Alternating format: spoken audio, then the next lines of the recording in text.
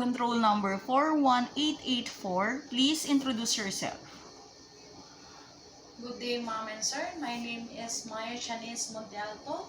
I am 36 years old. I have one daughter, 15 years old. I have 6 brothers and 3 sisters. I am my second eldest. What is your educational attainment? I am undergraduate to Bachelor Nursing, Bachelor Science of Nursing, graduate of vocational caregiver. Why do you want to go to Hong Kong? So far for my family. Have you been to any country before as an OFW? Yes, sir and ma'am. 2 years Kuwait, 2 years Saudi, and 2 years Hong Kong. Do you have experience in taking care of an old person? Yes, ma'am and sir. What can you do for elderly? I change the clothes. I change the diaper. I take to my medicine. I prepare for dinner and lunch for breakfast. Do you have experience in taking care of newly born babies and children? Yes, ma'am and sir. I What? take a bath. I change the clothes and change the diaper.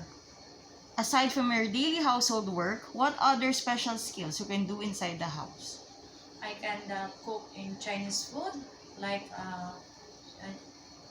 a steamed fish, steamed chicken, and chop suey, fried rice. Can you cook? Yes, I cook. Describe yourself as an housemaid. I am the hardworking and honest.